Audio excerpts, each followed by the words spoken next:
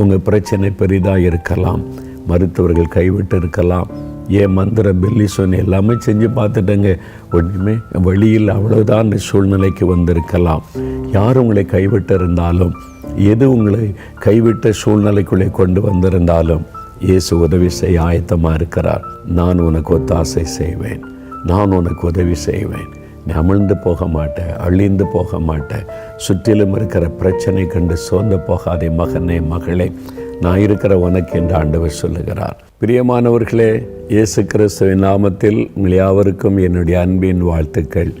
கடந்த நாட்கள் எல்லாம் அவருடைய கிருபை நம்மை பாதுகாத்து நடத்தினதற்காக நாம் அவருக்கு நன்றி சொல்ல வேண்டும். தேவன் எனக்கு என்ன வார்த்தை வைத்திருக்கிறார், எந்த வார்த்தையை நான் விசுவாசித்து ஜெபித்து ஆசீர்வாதத்தை பெற்றுக்கொள்ள வேண்டும், அதை அறிந்து கொள்ள ஆவலோடு இருக்கிறீங்களா? உங்களுக்காக தேவன் என்ன வார்த்தை வைத்திருக்கிறார்? நான் அதற்காக தேவ சமூகத்தில் காத்திருந்த போது அவர் வெளிப்படுத்தி சொன்ன ஒரு வேத வசனத்தை உங்களுக்கு ஆண்டவர் வாக்காக கொடுக்கிறார். 121 சங்கீதம் 2வது வசனம். வானத்தையும் பூமியையும் உண்டாக்கின கர்த்தரிடத்திலிருந்து எனக்கு ஒத்தாசை வரும். யார் எனக்கு உதவி செய்வாங்க? நம்பினவங்கெல்லாம் கைவிட்டுட்டாங்க, எதிர்பார்த்த காரியமெல்லாம் வழிகள் அடைக்கப்பட்டு விட்டார், ஒரு வழியுமே தெரியல, எப்படி நான் இந்த ஆபத்திலிருந்து மீண்டு வரப்போகிறேன், எப்படி என் தேவை சந்திக்கப்பட போகிறது, எப்படி இந்த இக்கட்டிலிருந்து மீண்டு வரப்போகிறேன், யார் எனக்கு உதவி செய்வாங்க? நீ கலங்கி நிற்கிறீங்களா? ஆண்டவர் சொல்லுகிறார், என்னிடத்திலிருந்து உனக்கு உதவி வரும் மகனே மகளே, என்னிடத்திலிருந்து உனக்கு உதவி வரும், நீ பயப்படாத, நீ தைரியமாக சொல்லு, வானத்தையும் பூமியை உண்டாக்கின கர்த்தரிடத்திலிருந்து எனக்கு ஒத்தாசை வரும், எனக்கு உதவி வரும், எனக்கு கர்த்தர் இருக்கிறார், அவர் வானத்தையும் பூமியை உண்டாக்கின சர்வ வல்லமுள்ள தேவன், அவரால் எனக்கு உதவி செய்ய முடியும், அவரிடத்திலிருந்து எனக்கு உதவி வரும் என்று தைரியமாக சொல். நீ விசுவாசத்தோடு அதை சொல்லும் பொழுது தேவன் அதை கவனித்து உடனே உங்களுக்கு அற்புதம் செய்வதை நீங்கள் பார்க்க முடியும். இன்றைக்கு அநேக சமயங்களில் நம்ம பல மக்களை உதவிக்காக நாடுகிறோம், தேடுகிறோம். சில சமயம் பதவியில் இருக்கிற மக்கள் உதவி செய்வார்கள் என்று நினைக்கிறோம், அதிகாரத்தில் உள்ளவர்கிட்ட போனால் உதவி கிடைக்கும் என்று நினைக்கிறோம். எல்லாம் ஏமாற்றம், எல்லா இடத்திலும் தடைகள். நான் நம்பின காரியத்திலிருந்து வரவேண்டிய உதவிகள் வரவில்லை, ஒரு மார்க்கமும் இல்லை என்ற கலக்கம். ஆனால் அந்த சூழ்நிலையிலையும் நீங்கள் பயப்படாதங்க, உதவி உங்களுக்கு வரும். ஆண்டவர் இயேசு கிறிஸ்து இந்த உலகத்தில் உலாவின நாட்களில் அநேகருக்கு உதவி செய்தார். இக்கட்டான நேரத்தில், ஆபத்தான நேரத்தில் அவரை நோக்கி கூப்பிட்ட பொழுது, அவரை தேடின பொழுது அவர் உதவி செய்தார். சில சம்பவங்களை நம்ம பார்த்து ஜெபிக்கலாம். பரிசுத்த மத்தேயு எழுதின சுவிசேஷம் 14ஆம் அதிகாரத்தில் ஒரு சம்பவம் எழுதப்பட்டிருக்கிறாரு. இயேசு தன்னுடைய சீஷர்களை படகிலே அக்கறைக்கு போங்கள், கலிலேயா கடலில் அக்கறைக்கு போங்க, நான் ஜெபம் பண்ணி விட்டு வருகிறேன் என்று அனுப்புகிறார். அவர்கள் படகிலே பிரயாணப்பட்டு போகிறார்கள். கலிலேயா கடல், இரவு நேரம், நடுக்கடலில் அகப்பட்டு கொண்டாங்க. ஏன்னா எதிர்காற்று, பெரும் காற்று வீசினது, அலைகள் கொந்தளித்தது, அதனால் முன்னேறி போக முடியலை, ஆபத்தான சூழ்நிலை. யார் உதவி செய்வாங்க? நடுக்கடல் அகப்பட்டு கொண்டோமே. தங்களால் முடிந்த முயற்சிகளை செய்து பார்க்குறாங்க. அதே கடலில் மீன்பிடி தொழில் செய்து கொண்டிருந்த பேதுரு, யோவான், யாக்கோபெல்லாம் அங்கே தான் இருக்கிறாங்க. அவங்கெல்லாம் முயற்சி பண்ணி பார்க்குறாங்க, ஒன்றும் நடக்கவில்லை. எல்லாம் தோல்வி அடைந்த நிலைமையில் என்ன செய்வதென்று தடுமாறும்போது இயேசு கடலின் மீது நடந்து வருகிறார். மத்தேயு 14ஆம் அதிகாரம் 22 முதல் வாசித்தால் இதை பார்க்க முடியும். உதவி செய்வதற்கு வருகிறார், ஆபத்தான சூழ்நிலையில் வருகிறார், ஒரு வழியும் இல்லை தப்பித்து கொள்ள என்று கலங்கின சமயத்தில் இயேசு வருகிறார். கடலில் நடந்து, நடுக்கடல் வரைக்கும் நடந்து வருகிறார். கடல் மேலே நடந்து, பெரும் காற்று வீசி கடல் கொந்தளித்து கொண்டிருக்கிற சமயம், அவங்க ராத்திரியில் திடீர்னு ஒரு உருவம் கடல் மேலே நடந்து வந்தால் எப்படி இருக்கும்? அது ஆவேசம், அது ஒரு அசுத்த ஆவியாக இருக்குன்னு பயப்படுறாங்க. இயேசு சொல்லுகிறார், நான் தான், பயப்படாதுங்க, உங்களுக்கு உதவி செய்ய நான் வந்திருக்கிறேன், நீங்கள் ஆபத்தில் அகப்பட்டிருக்கிறீங்கன்னு எனக்கு தெரியும், நான் வந்துட்டல்ல, என்னை பயப்படாதுங்க. இயேசு வந்து அந்த படகு அமிழ்ந்து போகாதபடி காற்று கடலை மதட்டி அமைதல் படுத்தி பாதுகாத்தார். அந்த சம்பவம் எழுதப்பட்டிருக்கிறாரு. அதில் முக்கியமான விஷயம் என்னென்னா, பேதுரு படகுல இருந்த பெரிய ஆபத்து, இயேசு கிறிஸ்து பக்கத்தில் போயிட்டு நம்ம தப்பித்து கொள்ளலான்னு சொல்லி, ஆண்டவரே நானும் கடல் மேலே நடந்து உங்கள் பக்கத்தில் வரணும், எனக்கு அனுமதி கொடுங்கன்னு இயேசுவான்னு சொல்லிட்டார். உடனே படகு விட்டு இறங்கி பேதுரு கடலின் மேலே நடக்கிறார். சில அடிகள் நடந்த பிறகு தான் திரும்பி பார்த்தா அங்கே படகு தத்தளிக்குது, பெருங்காற்று வீசுது, இருட்டான நேரம், ஒரு ஆபத்தான சூழ்நிலை. பயந்து அமிழ்ந்து போகிறார். பயம் வந்துட்டா அவிசுவாசம், அவிசுவாசம் வந்துட்டா அமிழ்ந்து போகிற சூழ்நிலை. விசுவாசம் இருக்கும்போது தைரியம், விசுவாசம் இருக்கும்போது அற்புதத்தை பார்க்க முடியும். இந்த பயம்தான் நம்ம வீழ்ந்து போக, அமிழ்ந்து போக முக்கிய காரணம். அதனால் சாத்தான் சூழ்நிலை வைத்து பயத்தை தான் நம்முடைய வாழ்க்கையில் கொண்டு வருவான். நீங்கள் பயந்து கொண்டு இருக்கிறீங்கல்ல, இவ்வளவுதான், இனி யார் உதவி செய்வாங்க, அமிழ்ந்து கொண்டு இருக்கிறேன்னு கலங்குறீங்கல்ல. பேதுரு என்ன செய்தார் தெரியுமா? ஆண்டவரே ரட்சியும் என்று கூப்பிட்டார். ஆண்டவரே எனக்கு உதவி செய்யும், என்னை ரட்சியும், நான் அமிழ்ந்து கொண்டிருக்கிறேன் என்று கூப்பிட்ட உடனே இயேசு தம்முடைய கரத்தை நீட்டி பேதுருவை தூக்கினார். நீ பயப்படாத பேதுரு, நான் இருக்கிற உனக்கு உதவி செய்வதற்கு பத்திரமாய் கொண்டு வந்த படகிலே சேர்த்தார். அதே ஆண்டவர் சொல்லுகிறார், நான் உனக்கு ஒத்தாசை செய்வேன், நான் உனக்கு உதவி செய்வேன், நீ அமிழ்ந்து போக மாட்டேன், அழிந்து போக மாட்டேன், சுற்றிலும் இருக்கிற பிரச்சனை கண்டு சோர்ந்து போகாதே மகனே மகளே, நான் இருக்கிற உனக்கு என்று ஆண்டவர் சொல்லுகிறார். வெளியே தேசத்தில் நடந்த ஒரு சம்பவத்தை ஒரு புஸ்தகத்தில் நான் வாசித்தேன். ஒரு ஊழியக்காரர் ஒரு நாள் காலை நடைப்பயிற்சி செய்வது வழக்கம். நடந்துட்டு வந்து களைப்பாக ஒரு பார்க்கில் பெஞ்சில் உட்கார்ந்தார். அங்கே இன்னொரு நண்பர் வந்து அமர்ந்தார். அவருடைய ஷர்ட்டில் ஒரு மீன் ஒரு மீன் வடிவத்தை பேட்ஜாக அணிந்திருந்தார். பார்க்க அழகாக இருந்தது. அந்த மீனை ஒரு பேட்ஜாக கொத்தியிருந்தார். இவர் பார்த்துட்டு கேட்டால் வினோதமாக இருக்குதுன்னு சொல்லி, இந்த மீனை பேட்ஜாக குத்தி இருக்கிறீங்க, இதில் ஏதாவது ஸ்பெஷல் விசேஷம் இருக்குதான்னு கேட்ட உடனே அவர் மகிழ்ச்சியோடு ஒரு காரியம் நடந்த சம்பவத்தை சொன்னார். அவர் ஒரு மாலுமி, கப்பலில் கேப்டனாக இருந்தவர். அவர் நடந்த ஒரு சம்பவத்தை சொன்னார். ஒரு சமயம் கடலில் அவருடைய கப்பல் பிரயாணப்பட்டு கொண்டிருக்கும் பொழுது, அது சரக்கு கப்பல், அது நடுக்கடலில் போய் கொண்டிருந்த சமயம் திடீரென்று கப்பலினுடைய அடிப்பகுதியில் ஒரு ஓட்டை விழுந்து விட்டது. தண்ணீர் குபு குபு என்று உள்ளே வர ஆரம்பித்து விட்டது. அந்த தண்ணீரை இறைத்து கப்பலை சமநிலைக்கு கொண்டு வர அதுக்கு மோட்டர்லாம் வச்சுருப்பாங்க, பிரயாசப்பட்டார்கள். ஆனால் இவங்க வெளியேற்றுற தண்ணியை விட உள்ளே வர தண்ணீர் அதிகமாக இருந்ததுனால ஒன்றும் செய்ய முடியாது. கப்பலில் தண்ணீர் ஏறிக்கொண்டே இருக்கிறாரு. கப்பல் கொஞ்சம் கொஞ்சமாய் அமிழ்ந்து கொண்டு இருக்கிறாரு. இரவு நேரம் சுற்றிலும் பார்க்குறாங்க, உதவி செய்வதற்கு அங்கே யாருமே அருகில் இல்லை. எந்த கப்பலையும் பார்க்க முடியல, உதவி செய்ய யாருமற்ற ஒரு சூழ்நிலை. இன்னும் கொஞ்ச நேரத்தில் கப்பல் மூழ்க போகிறது. நடுக்கடலில் இருளான சூழ்நிலையில் மூழ்கி கொண்டிருந்த சமயம் 100க்கும் அதிகமான வேலையாட்கள் கப்பலில் இருக்கிறாங்க.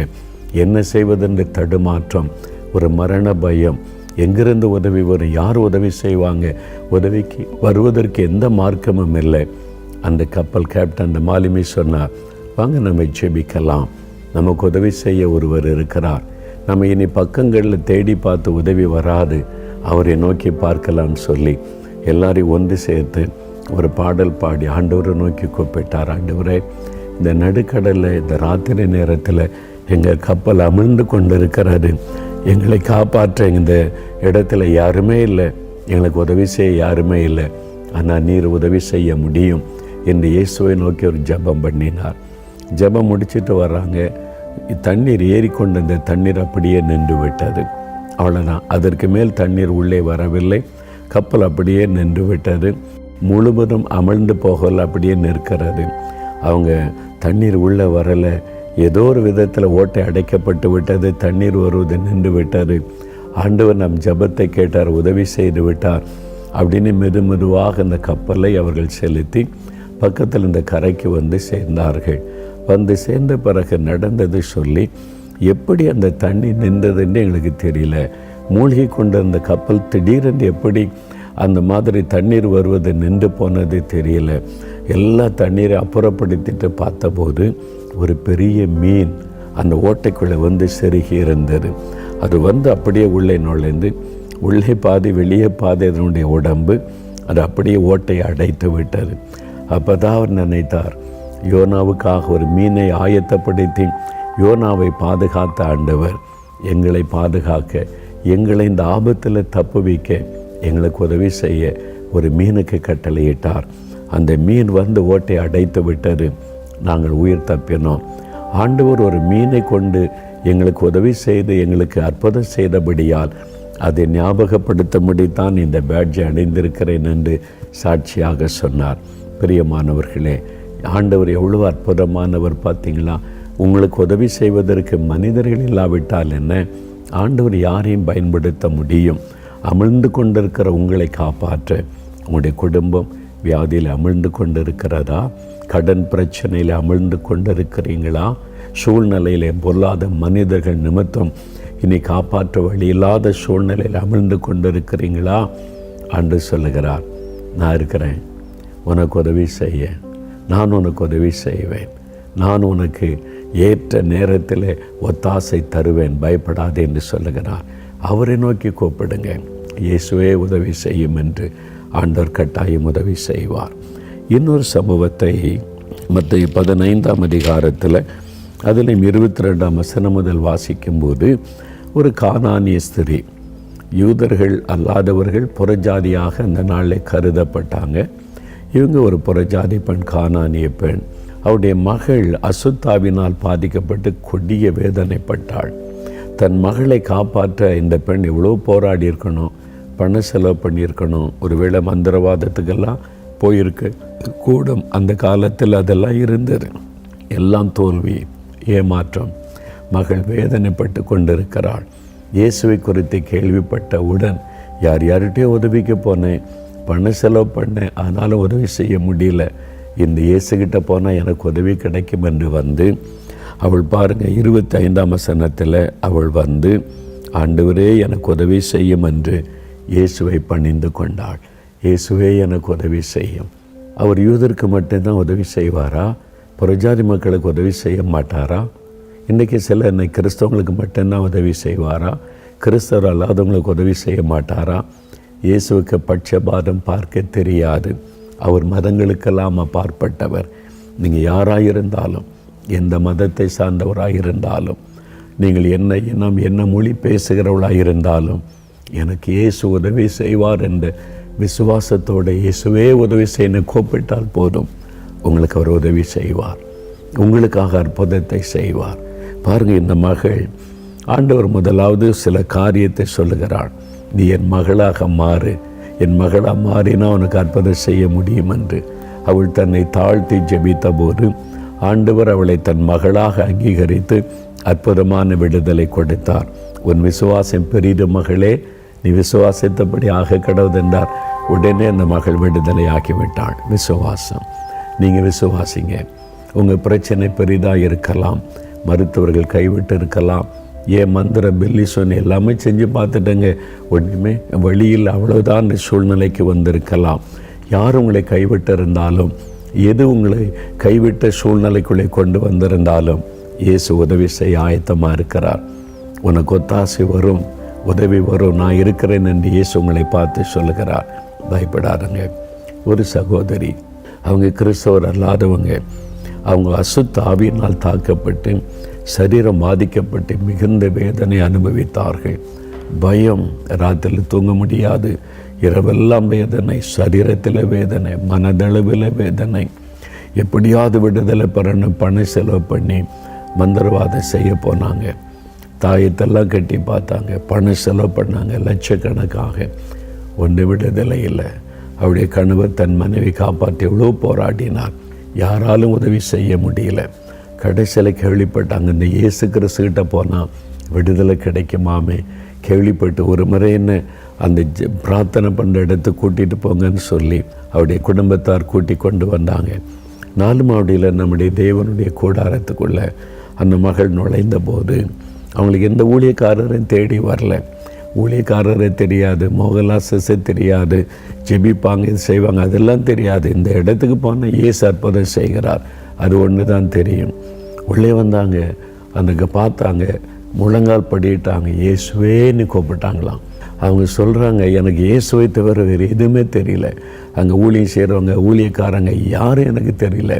நான் போய் அதில் முழங்கால் படிட்டு இயேசுவே உதவி செய்யன்னு கூப்பிட்டேன். இயேசு அவளுக்கு தன்னை வெளிப்படுத்தினார். இயேசு வந்தார், அந்த மகளுக்கு விடுதலை கொடுத்து விட்டார். அசுத்தாவி விலகி போனது, விடுதலை. அவளை வாதித்து கொண்ட இந்த மரண போராட்டம் மாறினது, பயத்தின் ஆவி விலகினது, பெரிய சந்தோஷம். அவங்க சொல்கிறாங்க, மோகலாசன யாருன்னெல்லாம் எனக்கு தெரியாது, நான் இயேசு அற்புதம் செய்கிறான்னு கேள்விப்பட்டேன். இங்கே ஜபெல்லாம் நடக்குதுன்னு அறிந்து தான் வந்தேன். இங்கே எப்படி இருக்கும், என்ன செய்வேன் ஒன்றும் தெரியாது. நான் உள்ளே வந்தவுடனே இயேசு மட்டும்தான் எனக்கு தெரிந்தார். அவர் அப்படியே சிங்காசனத்தில் அமர்ந்திருப்பதை நான் பார்த்தேன். இயேசுவேன்னு கூப்பிட்டேன், எனக்கு அற்புதம் செய்தார் என்று அவ்வளோ மகிழ்ச்சியாக சாட்சி சொன்னாங்க. பிரியமானவர்களே, இயேசுவை மட்டும் நோக்கி பாருங்கள். ஊழியக்காரனை அல்ல, ஊழியர்கள் மனிதர்கள் உங்களுக்கு ஜெபம் பண்ணுவாங்க, உதவி செய்வாங்க. விடுதலை கொடுப்பது இயேசு தான், சுகம் கொடுப்பது இயேசு தான். அவர் உங்களுக்கு உதவி செய்ய முடியும். நாங்கள் ஜெப உதவி செய்ய முடியும், அற்புதம் செய்ய முடியாது. அதனால் இயேசுவை நோக்கி பாருங்கள். வசனம் என்ன சொல்லுகிறாரு? வானத்தை பூமி உண்டாக்கின கர்த்தரிடத்திலிருந்து உதவி வரும். அவரை தான் நீங்கள் நோக்கி பார்க்கணும். அவர் தான் உங்களுக்கு உதவி செய்வார், கட்டாய அற்புதம் செய்வார், சுகம் தருவார், விடுதலை தருவார், நிம்மதி தருவார், சந்தோஷம் சமாதானம் தருவார். நீங்கள் பயப்படுகிற சூழ்நிலைகளை மாற்றி விடுவார். அவர் உங்களுக்கு உதவி செய்ய ஆயத்தமாக இருக்கிறார். உங்களுக்கு உதவி வரும்.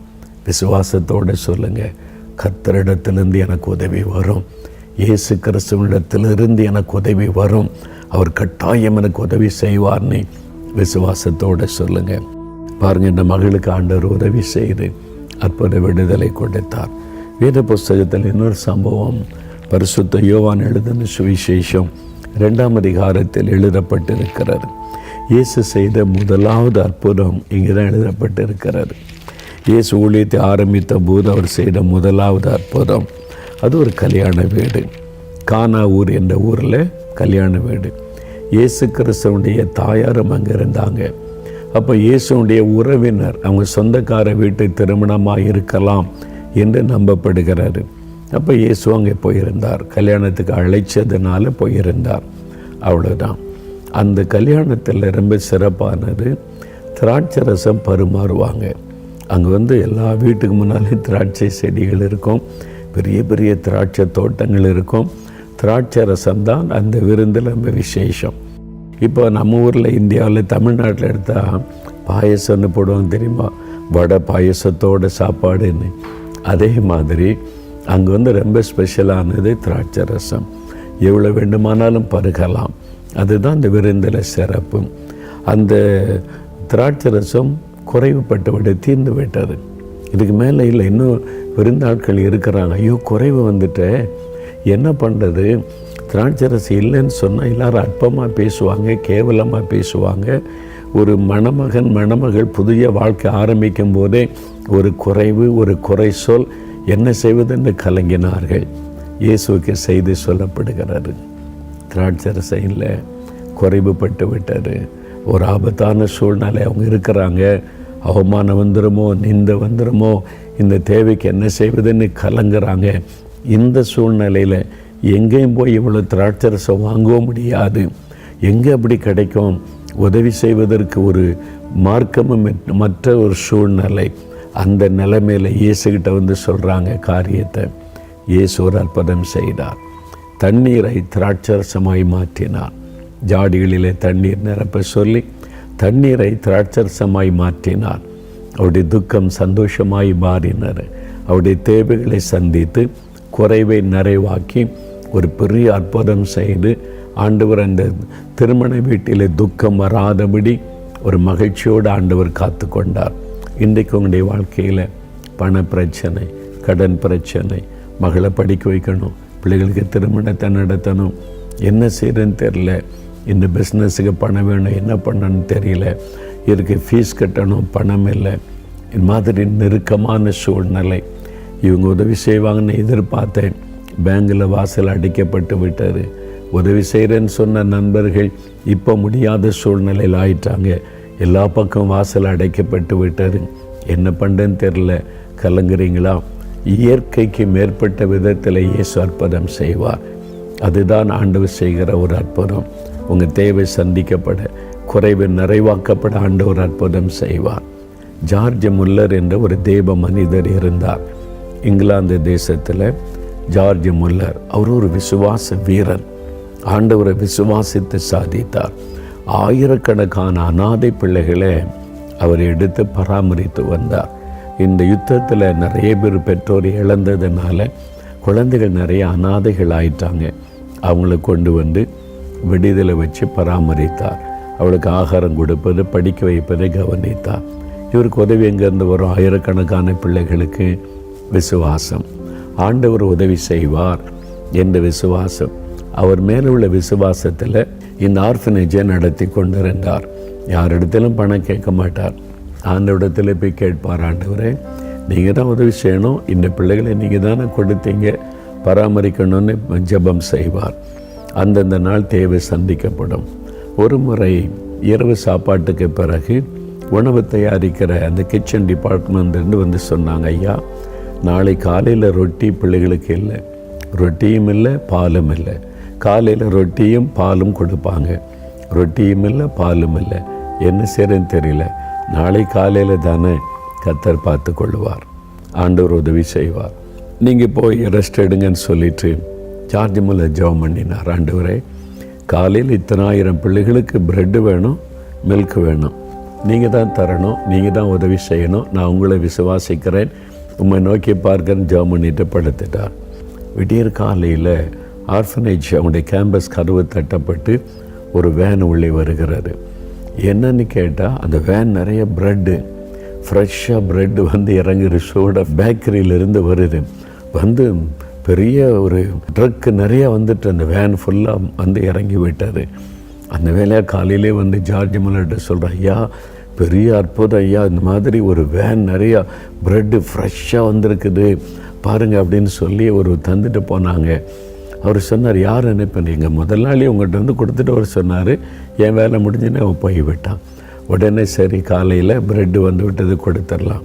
ஐயா மில்க்கு பால் கொடுக்கணும், அதெல்லாம் ஆண்டவர் பார்த்து கொள்வார், அவர் உதவி செய்வார், அவர்கிட்ட ஜெபம் பண்ணியாச்சில்ல, அவர் பார்த்து கொள்வார். பிள்ளைகள் காலையில் குளித்து புறப்பட்டு அவங்க சாப்பிட வந்துட்டாங்க. டைனிங் ஹாலில் எல்லோரும் உட்கார வச்சாச்சுரு, பிளேட்டு வச்சாச்சுரு, ப்ரெட்டு பரிமாறுறாங்க. அந்த வேலையாளுக்கு அவங்களுக்கு சமையல் காரியத்தை கவனி பக்குன்னுது. சாப்பிட்டு அடுத்தது பிள்ளைகளுக்கு மில்க்கு கொடுக்கணுமே, அதுக்கான கிளாஸ் எல்லாம் வைத்தாக்கி விட்டார். அதெல்லாம் ஒன்றும் பயப்படாத, பால் ஏற்ற நேரத்தில் வரும், ஏற்ற நேரத்தில் உதவி செய்கிற ஆண்டவர் அவர். ப்ரெட்டு ஏற்ற நேரத்தில் வந்துச்சுல வரும். இவங்க சாப்பிட ஒரு பாட்டு பாடி துதிச்சுட்டு சாப்பிட ஆரம்பிக்கிறாங்க. ஒரு ஆள் வந்து இங்கே யாருங்க இருக்கிறான்னு சொன்ன, என்ன விஷயம்னு கேட்டால், நான் வந்து பக்கத்து சிட்டிக்கு பால் கொண்டு போகிறேன், பால் வேனு, அந்த டேங்க் நிறைய பால் இருக்குது, திடீரென்னு வர்ற வழியில் அந்த வண்டி பஞ்சர் ஆகி அப்படியே நின்று விட்டார். இப்போது நான் டயர் மாற்றணும், இதை சரி பண்ணணுமானா அந்த வெயிட்டை இறக்கணும், அந்த பாலெல்லாம் காலி பண்ணாதான் அதை நான் சரிப்படுத்த முடியும், என்ன பண்ணுறதுன்னு யோசித்துக்கிட்டே இருந்தேன். இங்கே வந்து அனாதை விடுதி ஆர்ஃபனேஜ்னு போர்டு இருந்தது, அதை பார்த்துட்டு உங்களுக்கு கொடுக்கலாமான்னு வந்தேன், இந்த பாலை எடுத்துக்கிறீங்களா அப்படின்னு கேட்டான். அவங்களுக்கு ஆச்சரியம். அந்த வேலையாட்களுக்கு ஜார்ஜ் முல்லர் சிரித்து கொண்டே சொன்னார், ஏற்ற நேரத்தில் உதவி செய்கிற ஆண்டவர். பிள்ளைகள் சாப்பிட்டு முடிக்கிறதுக்குள்ளே பால் வந்து விட்டார். இந்த மாதிரி பல அற்புதங்கள் அப்படி ஊழிய பாதையில் விசுவாசம். நீங்கள் விசுவாசிங்க, எனக்கு கர்த்தரிடத்திலிருந்து ஒத்தாசை வரும், கர்த்தரிடத்திலிருந்து உதவி வரும், என்னை வெட்கப்பட விட மாட்டார். விசுவாசிங்க. உங்களுக்கு உதவி செய்யத்தானே சிலுவையில் தன்னை பலியாய் கொடுத்தார்.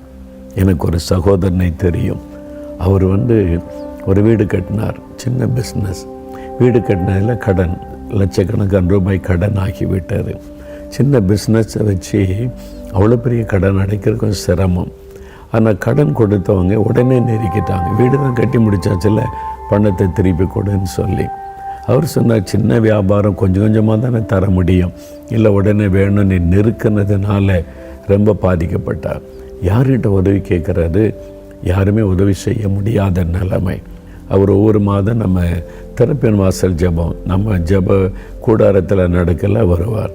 அவர் என்ன பண்ணாராம், பேப்பரில் எழுதினாராம் யார் யாருக்கு எவ்வளோ கடன் கொடுக்கணும் எல்லா லிஸ்ட் எடுத்து வந்து ஆண்டோடைய பாத்தில் வச்சு கண்ணீரோடு, ஆண்டவரே நீங்கள் தான் எனக்கு உதவி செய்யணும், இக்கட்டான நிலைமையில் அகப்பட்ட இத்தனை பேருக்கு நான் கடன் கொடுக்கணும், திருப்பி கொடுக்கணும், நீங்கள் அற்புதம் செய்யணும். அது இல்லாமல் ஆண்டவருக்கு டைம் கொடுத்துட்டார். அடுத்த மாதம் நான் திறப்பின் வாஞ்சம் வர்றதுக்குள்ளே எல்லா கடனையும் அடைச்சி தரணும். ஒரு மாதம் தான் அவங்களுக்கு டைம், நீங்கள் உதவி செய்யன்னு கண்ணீரோடு ஜெபம் பண்ணிட்டு போயிட்டாராம். அடுத்த மாதம் ஜெபத்துக்கு வருவதற்குள்ளாக எல்லா கடனையும் கொடுத்து முடிச்சிட்டார். ஒரு பைசா கூட கடன் இல்லை. அவர் செய்கிறது சின்ன பிஸ்னஸ், அதில் இவ்வளோ லாபம் கிடச்சி ஒரு மாதத்துக்குள் இத்தனை லட்சம் கடனை அடைக்க முடியாது. அவர் சாட்சி சொல்ல வந்திருந்தார் நம்முடைய டிவி நிகழ்ச்சியில். அப்போ நான் அவரை பார்த்துட்டு கேட்டேன்னு, நீங்கள் சாட்சியெல்லாம் சொன்னீங்க, ஒரே மாதத்துக்குள்ளே இத்தனை லட்ச ரூபா உங்களுக்கு எப்படி கிடச்சிதுன்னு?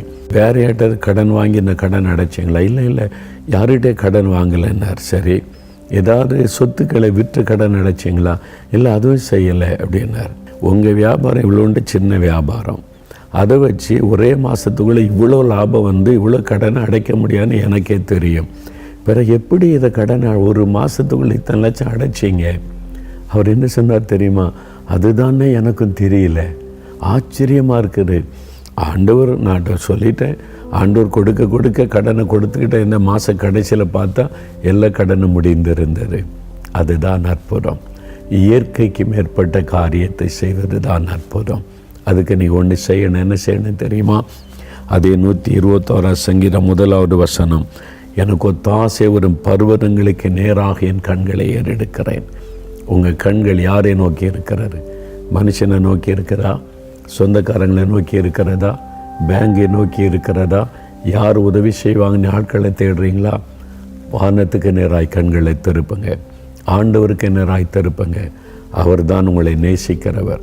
அந்த இயேசு தான் உங்களுக்காக மரித்து உயிர்த்தெழுந்தவர். அவர் தான் உங்களுக்கு உதவி செய்ய முடியும். இன்றைக்கு ஆண்டவரே, மனிதர்களை நம்பி எதிர்பார்த்து நான் ஏமாந்துட்டேன், இப்போ உம்மை நோக்கி பார்க்குற எனக்கு உதவி செய்யுங்க. உங்கள் சுகத்துக்காக, உங்களுடைய விடுதலைக்காக, உங்களுடைய தேவைக்காக, எந்த காரியத்தை, பிள்ளைகள் காரியம், உங்களுடைய படிப்பின் காரியம், வேலை காரியம், ஊழிய காரியம், பிஸ்னஸ் காரியம், எதுவாக இருக்கட்டும், உங்களுக்கு ஒரு உதவி தேவை. அமர்ந்து கொண்டிருக்கலாம், உதவி யார் செய்வாங்கன்னு ஏங்கி கொண்டிருக்கலாம். இயேசு சொல்கிறார், நான் உதவி செய்கிறேன். இப்போ விசுவாசத்தோடு சொல்லுங்கள், வானத்தை பூமி உண்டாக்கின கர்த்தரிடத்திலிருந்து எனக்கு ஒத்தாசை வரும், உதவி வரும். எனக்காக மரித்து உயிர்த்தெழுந்த இயேசு எனக்கு அற்புதம் செய்வார். அந்த விசுவாசத்தோடு ஜெபிக்கலாமா? அப்படின்னா இப்போ ஜெபிக்க போகிறோம். உங்கள் மேலே நீங்கள் கை வைத்து கொள்ளுங்கள். என்ன உதவி வேணும்? சுகம் வேணுமா? விடுதலை வேணுமா? இயேசுவின் நாமத்தில் எனக்கு சுகம் வேணும், விடுதலை வேணும்னு கேளுங்க. வேலை வேணுமா? கடன் பிரச்சனை மாறணுமா? தேவை சந்திக்கப்படணுமா? இந்த காரியத்தில் எனக்கு உதவி வேணும், அற்புதம் நடக்கணும்னு கேளுங்க. பிள்ளைகளுடைய திருமண காரியமா? கற்பத்தின் ஆசீர்வாதமா?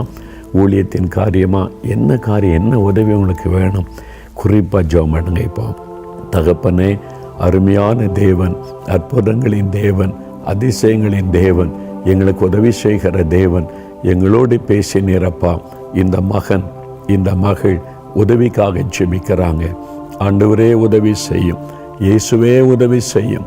ஆண்டவரே, உம்மை நோக்கி பார்க்கிறோம். வானத்தை பூமி உண்டாக்கின தேவனை, உம்மிடத்திலிருந்து எங்களுக்கு ஒத்தாசை வரும், உதவி வரும் என்ற வார்த்தையின்படி, வாக்கு தத்துவத்தின்படி விசுவாசத்தோடு ஜெபிக்கிறாங்கப்பா. இந்த பிள்ளைகளுக்கு இன்றைக்கு ஒரு அற்புதம் நடக்க வேண்டும். வியாதியோடு ஜெபிக்கிறவர்கள் இயேசு கிறிஸ்துவின் நாமத்தில் சுகம் அடைவார்களாக. பிசாசின் போராட்டங்கள், பயம், கலக்கம், குழப்பங்கள், மன அழுத்தத்தில் வேதனைப்படுகிறவர்கள் இயேசு கிறிஸ்துவின் நாமத்தில் இன்றைக்கு விடுதலை அடைவார்களாக. ஆண்டவரே, வேலைக்காக, பண தேவைக்காக, கடன் பிரச்சனைக்காக ஜெபிக்கிற பிள்ளைகளுக்கு இயேசு கிறிஸ்துவின் நாமத்தில் அந்த தேவைகள் சந்திக்கப்படுவதாக, வழிகள் திறக்கப்படுவதாக, தடைப்பட்ட காரியங்கள் இயேசுவின் நாமத்தில் விலகி காரியங்கள் வாய்ப்பதாக. இந்த நாள் முதற்கொண்டு நீர் உதவி செய்வதை அவர்கள் அனுபவிக்கும்படி ஒவ்வொரு நாளும் ஒவ்வொரு காரியத்திலும் நீர் உதவி செய்வீராக. ஒத்தாசை அனுப்புவீராக. உம்முடைய வாக்குத்தத்தம் நிறைவேறுவதாக. மூழ்கி கொண்டிருக்கிறவர்கள், ஐயோ கடன் பிரச்சனையில் நாங்கள் மூழ்கி கொண்டிருக்கிறோம், பொல்லாத மனிதர்கள் சூழ்ந்து விட்டார்கள், எங்களை அழித்துவிட எத்தனிக்கிறார்கள், இந்த பிரச்சனை, இந்த போராட்டம், இந்த தேவை எங்களை அமிழ்த்தி கொண்டிருக்கிறது, இயேசுவே எங்களை காப்பாற்றும், இயேசுவே ஒத்தாசை தாரும் என்று ஜெபித்து கொண்டிருக்கிற பிள்ளைகள், அமிழ்ந்து கொண்டிருக்கிற இந்த குடும்பங்கள், அமிழ்ந்து கொண்டிருக்கிற இந்த மகன், இந்த மகளுடைய வாழ்க்கையில் ஆண்டவரே உம்முடைய கரத்தை நீட்டுவீராக, தழும்புள்ள கரத்தை நீட்டுவீராக, தூக்கி எடுப்பீராக. நசரேயனாகிய இயேசுவின் நாமத்தில் அற்புதங்கள் நடக்கட்டும், சூழ்நிலைகள் மாறட்டும் என்று ஜெபிக்கிறேன். ஊழியத்திலே காணப்படுகிற பிரச்சனைகள், நெருக்கங்கள், தேவைகள், மன அழுத்தங்கள், பயங்கள், அந்த மூழ்கி கொண்டிருக்கிற காரியங்கள் விலகட்டும் இயேசுவின் நாமத்தினாலே. இன்றைக்கு சூழ்நிலைகள் மாறுவதாக என்று ஜெபிக்கிறேன். இந்த நிமிஷத்தில் இந்த மாற்றம் அவருடைய குடும்பத்திலே, அவருடைய பிஸ்னஸிலே, அவருடைய ஊழியத்திலே உண்டாவதாக என்று நான் ஜெபிக்கிறேன். அப்பா, நீர் உதவி செய்கிறீர், அதற்காக நன்றி. வானத்தை பூமி உண்டாக்கின கர்த்தரிடத்தில் இருந்து எங்களுக்கு ஒத்தாசை வருகிறது, எங்களுக்கு உதவி வருகிறது, அதற்காக ஸ்தோத்திரம், ஸ்தோத்திரம், ஸ்தோத்திரம், ஸ்தோத்திரம். இந்த நிமிஷத்தில் இந்த மாற்றத்தை கண்டு மகிழச் செய்து அருளும். இயேசு கிறிஸ்துவின் நாமத்தில் ஜெபிக்கிறோம் பிதாவே, ஆமேன், ஆமேன். பிரியமானவர்களே, ஆண்டவர் ஜெபத்தை கேட்டா ஒன்றும் பயப்படாங்க. இன்றையிலிருந்து சூழ்நிலை மாறிவிடும். நீங்கள் பார்ப்பீங்க, எல்லா சூழ்நிலை, பயப்படுகிற சூழ்நிலை எல்லாம் மாறி உங்கள் தேவை சந்திக்கப்படும், காரியங்கள் மாறும். மகிழ்ச்சியோடு ஆண்டவரை துதிங்க. தினந்தோறும் இந்த வாக்குத்தத்தத்தை சொல்லி, ஆண்டவரே நான் உம்மை நோக்கி பார்க்கிறேன், உம்மிடத்திலிருந்து எனக்கு உதவி வரும், உமக்கு ஸ்தோத்திரம் அப்படின்னு துதிச்சுக்கிட்டே இருங்க. அற்புதங்களை காண்பீங்க. ஆமேன்.